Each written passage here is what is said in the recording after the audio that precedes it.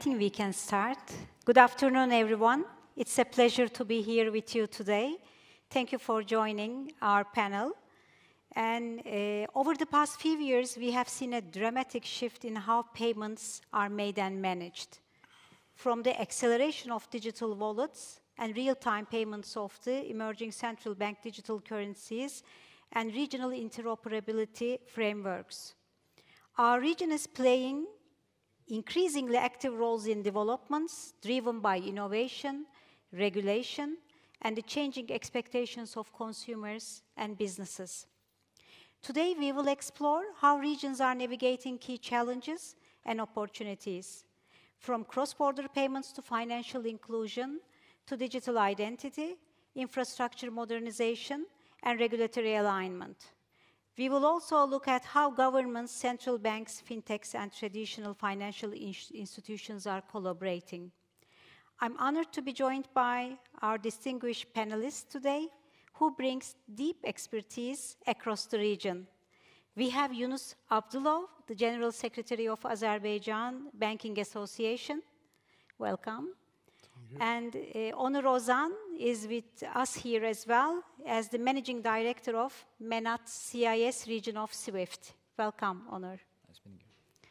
We will begin with some opening insights, then we'll continue our discussion interactively. So first, I would like to ask both of you as opening of the panel, if we fast forward 5 years, what would world-class payments look like for the combined MENA and CIS region, and which single milestone must we reach first?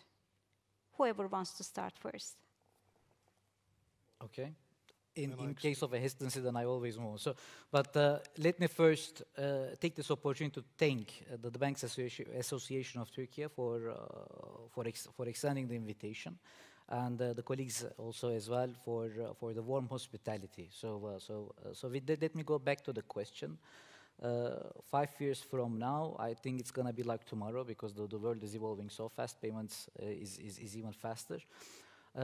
I think this has been alluded a number of times in the morning, so I'm going to find myself eventually echoing some of the bright minds that have spoken before me. But 5 years down the road, in this part of the world, I think what we need to achieve is making cross-border payments as efficient, as instant, as predictable as the domestic real-time payment systems. So this is for me the holy grail to achieve in 5 years from now.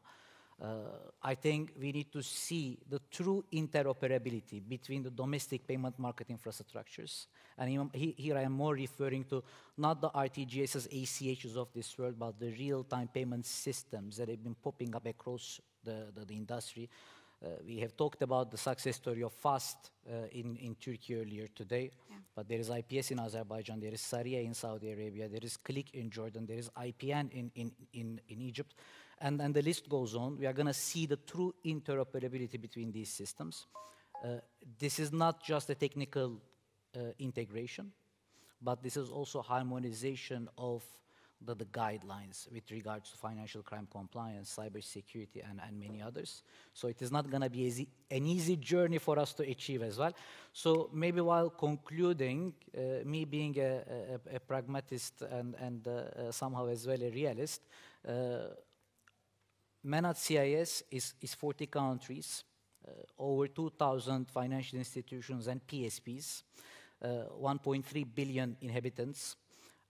Are we going to achieve what I just highlighted across the geography for all the countries, for each individual or a corporate client? I'm afraid no. I think eventually we are going to be witnessing the multiple rails evolving, because we use a lot the analogy of payment rails, right? Payment flows go through the payment rails. So we are going to have the traditional rails, we are going to have the faster rails, and we are going to have the fastest rails, like the Shinkansen of Japan. So with that, let me conclude here. So happy to double-click on some of these topics later on. Sure, thank you. And what's your view, Thank you very much. I also would like to thank the organizer, Turkish Bank Association, for inviting me to be here. It's a privilege and honor for me. So MENA region has a great potential. It's a big region, and as I guess that locally in countries, legislative and regulatory developments related with the open banking, open finance should be in place in order to foster the regional also cooperation between the banking and finance systems. So also I would like to mention that we have established Turkish-speaking banking council, and it's also very important for us, especially, I'm not a MENA specialist like you, but it's also very important for us to have regional cooperation, financial sector integration between the Turkish-speaking countries.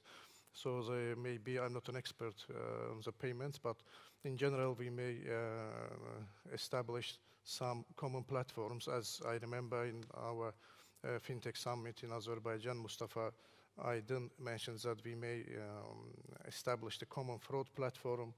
Also, recently I have been in Kazakhstan. I discussed with some banks there.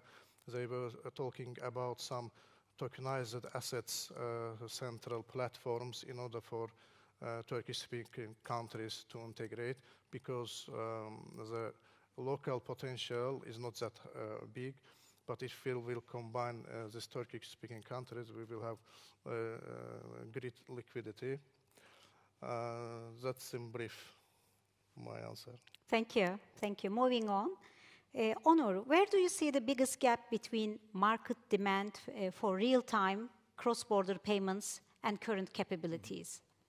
Well, it's a question, a topic very close to our heart as SWIFT, because the organization has set its strategy a couple of years ago as enabling instant and frictionless transactions cross-border.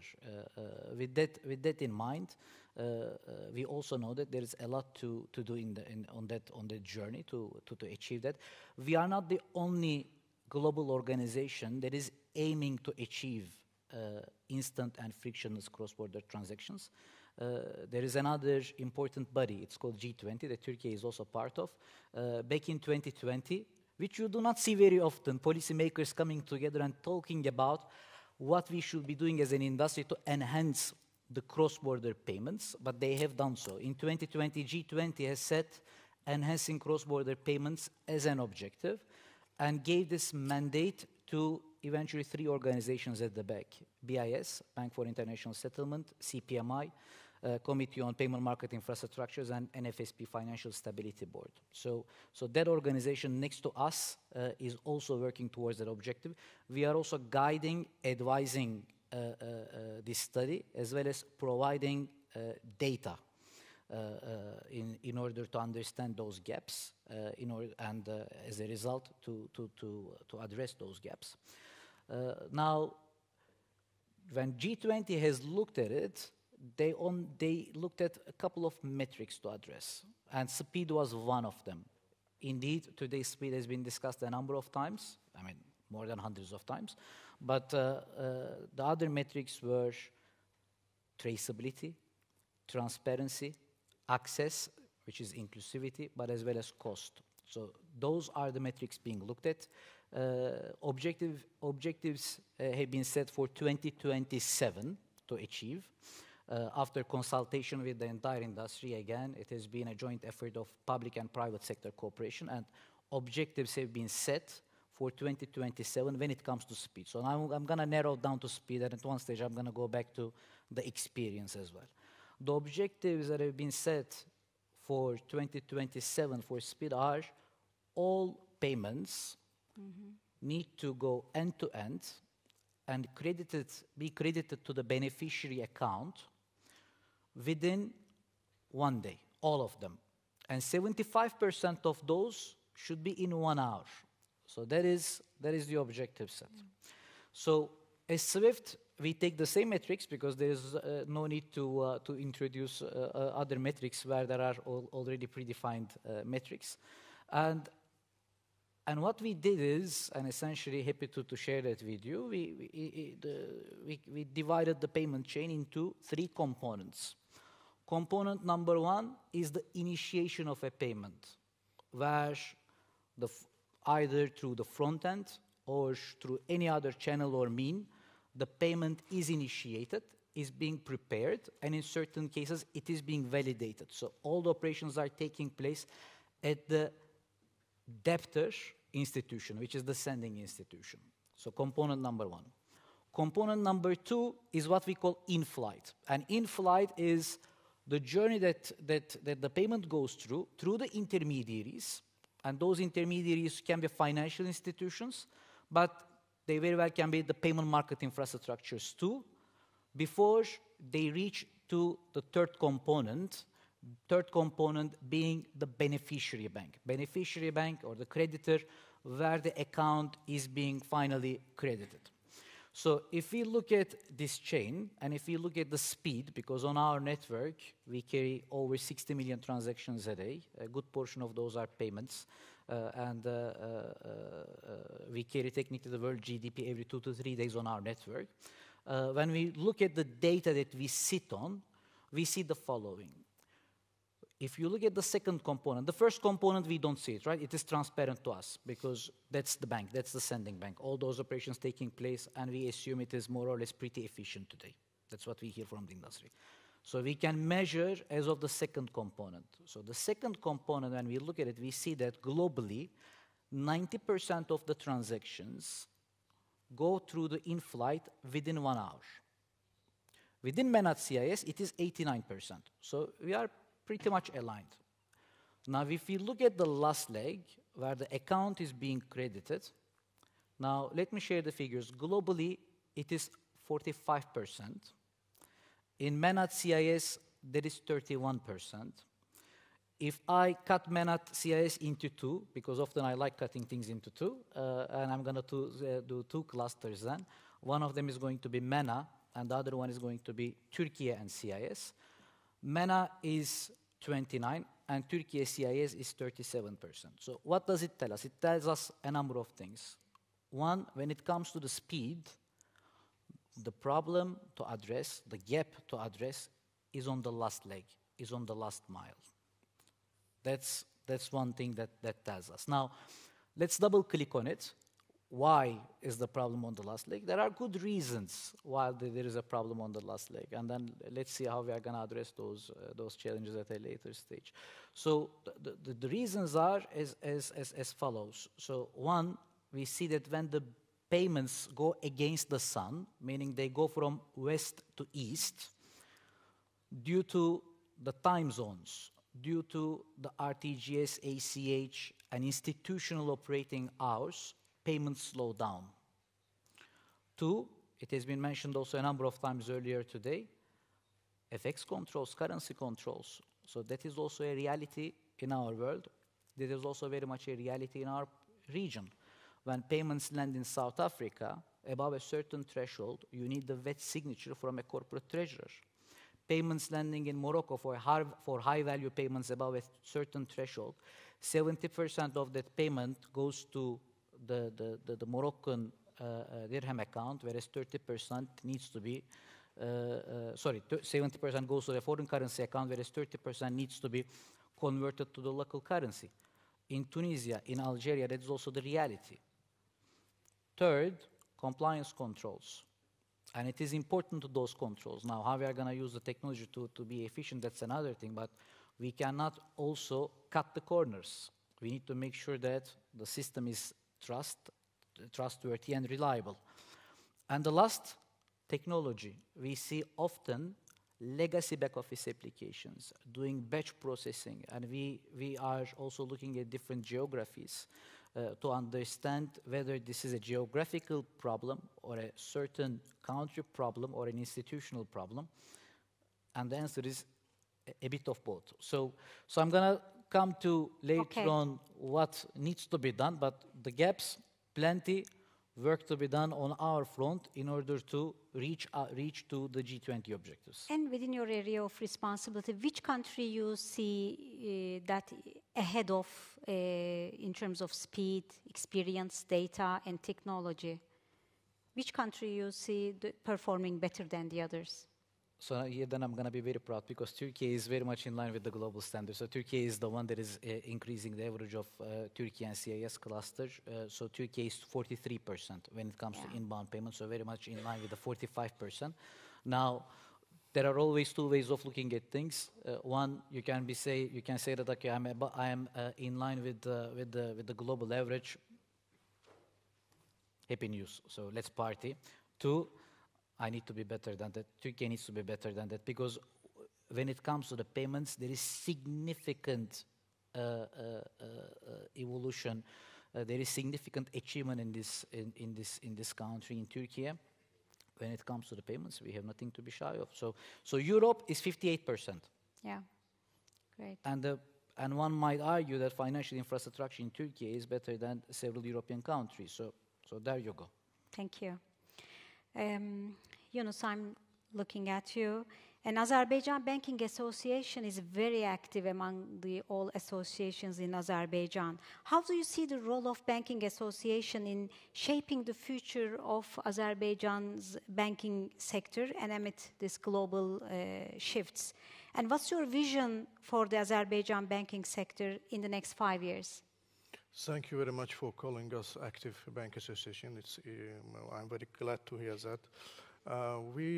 Let me briefly give some information about the Bank Association. We have 22 banks, our members. Also, we have some non-bank related organizations who are with us. We represent the banks. We are voice of the banks. Established in 1990. This year we celebrated our 35 years old anniversary. If we will look at the three main our directions, our activity directions, we will continue. I may point three. We will continue to be policy catalyst and voice of the banking sector. And with all these regulations, with all these disruptive technologies, banks should be more organized and in order to respond, in order to catch up with all these new trends. We have 17 committees under the Bank Association, and we actively work with central bank, with other organizations. All the regulations, all the documents related to the bank's activities go through us. And second is the integrator of innovation. We try to be more proactive and to promote innovation within the banking sector. We do it by establishing some platforms. We do some two big international events in Azerbaijan where we invite speakers and they discuss new trends in the banking sector. We give big importance to the human capital engine, and so we would like to be a human capital engine in the sector and a sustainability champion. We have under the Bank Association, we have Bank Training Center. We close cooperate also with the Bank Association of Turkey. We send our committee members to different countries to the exchange programs, especially, I may say, mention all the committees, but mainly we focus on the digital banking, our committees, payment committee, IT committees. We traveled all over the world, as I mentioned. And also overall vision for 5 years, we will continue digital transformation and financial inclusion. So banking services are more, and it was discussed here, more mobile-based. This will continue in our case too. Sustainable and green finance also will develop.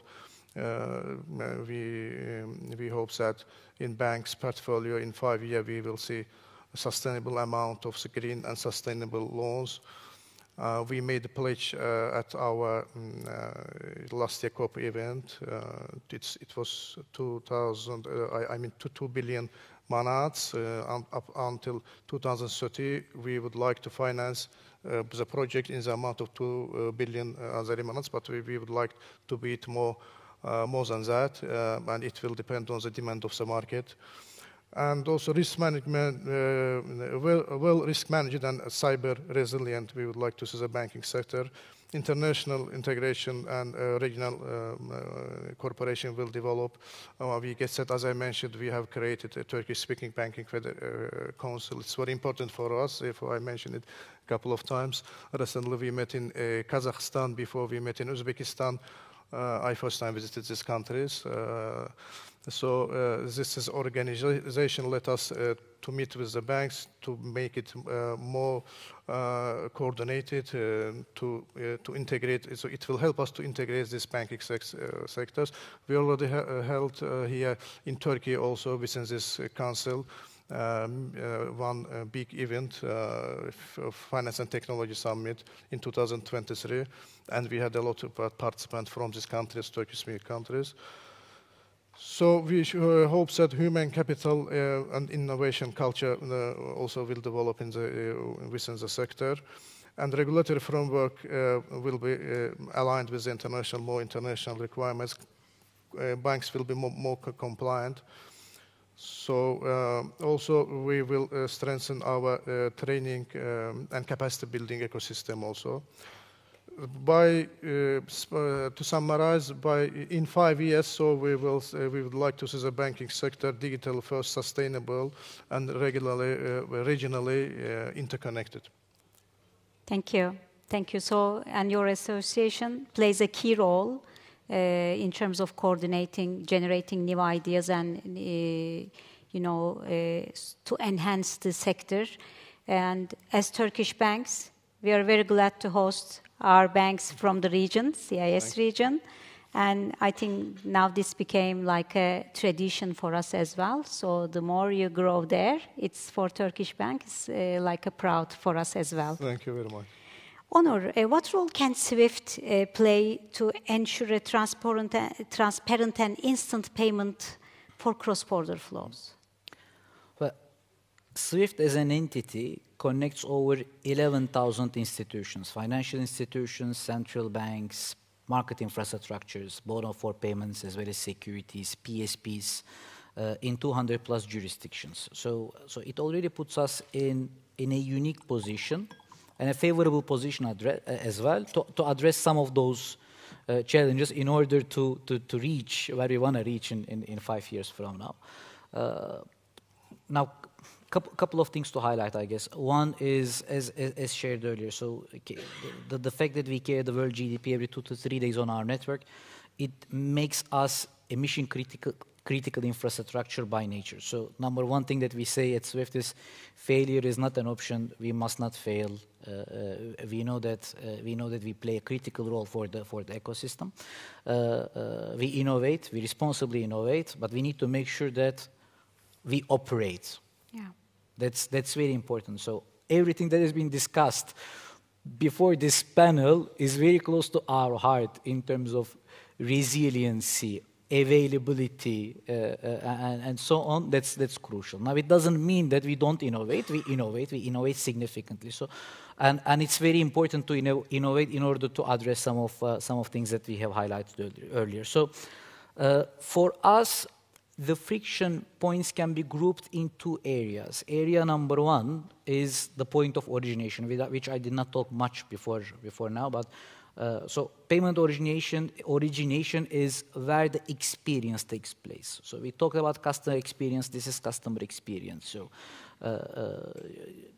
there is an important friction there, especially when it comes to the predictability of fees and effects upfront at the point of origination. When it comes to certain checks being done, so that's angle number 1, and I will highlight that one. And the second is the last mile, which I already talked about, and I will come to that. So on the first point, on the first area of friction, we believe that financial institutions can definitely level up their game in achieving a number of things. First, we see that the simplicity of graphical user interfaces, mobile apps, is not harmonized across the board. Here, I'm not talking about Turkey. Probably Turkey is actually a very good example to highlight across the geography. I'm not saying that we are perfect, but we are really good. So simplicity of the graphical user interface, making sure that payment information is populated automatically.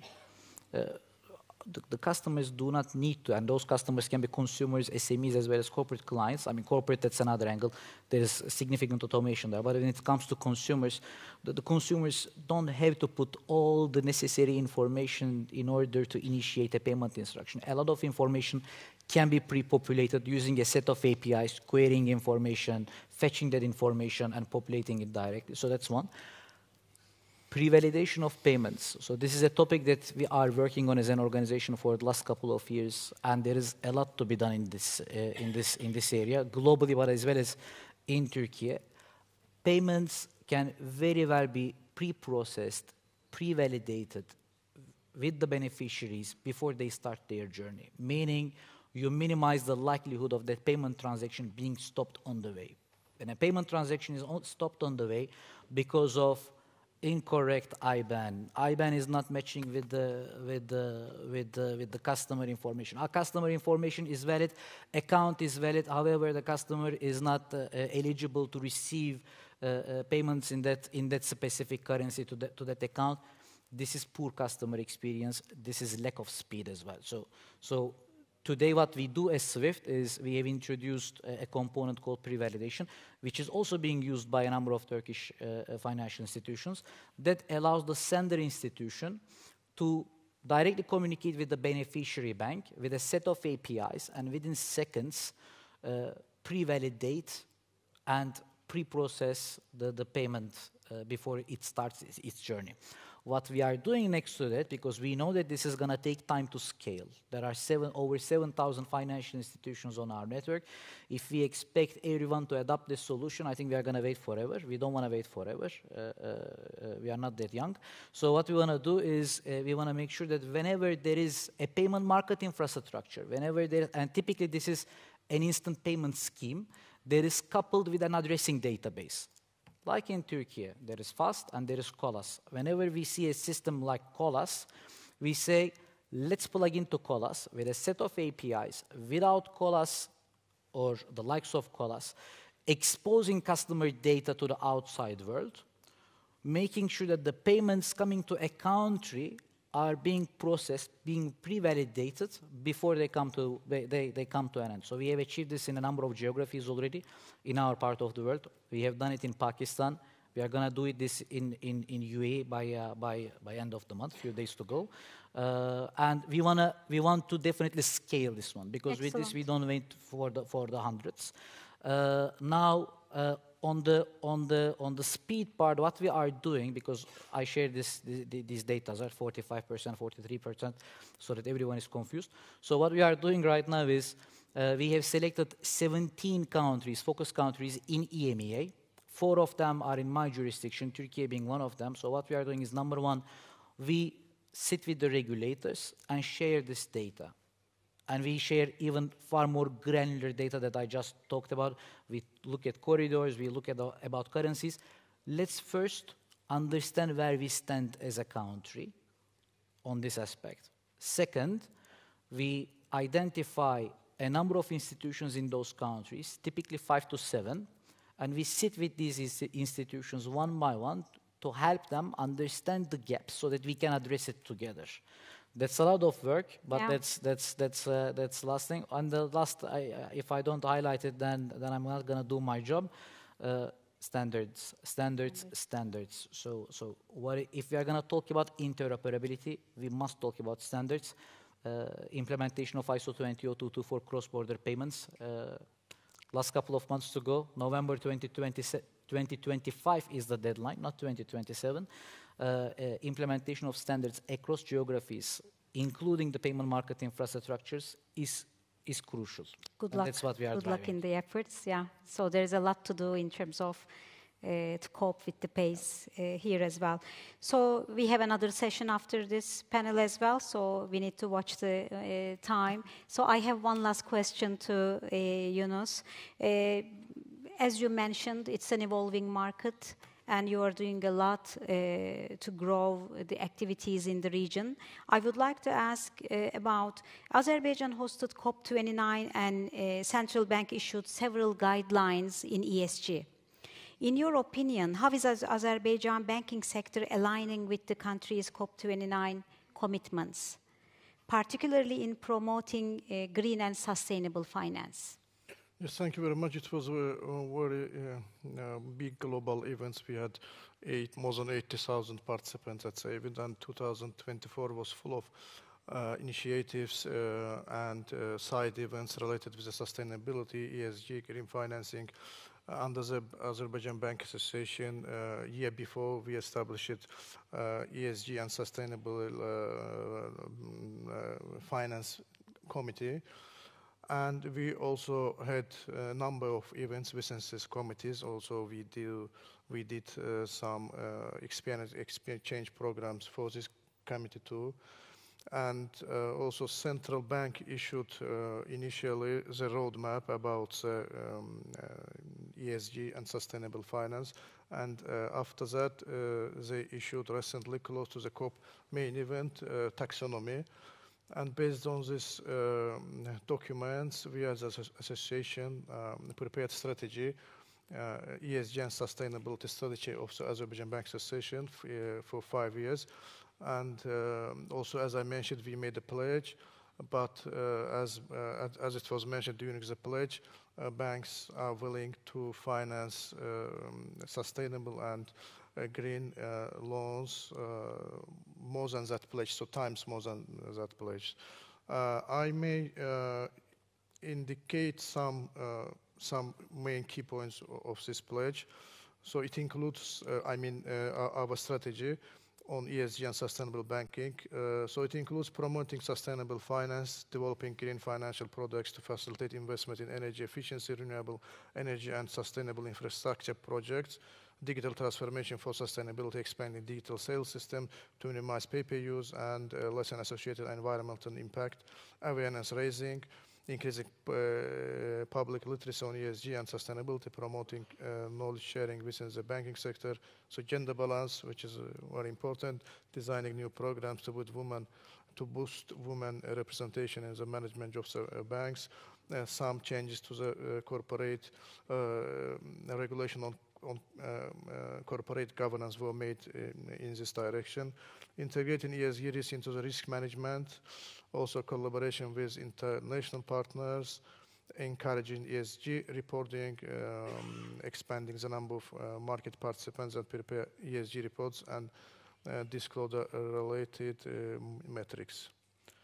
So in brief, and it was mentioned during the events that it will not be constrained only for 2024, so it will last forever for us. Thank you. You're welcome. Thanks both, Onur and Yunus. You shared your views and the developments in the region. And there is a lot on your plate, as far as I understand. And also, I would like to thank the Banking Association for hosting this event. Thank you.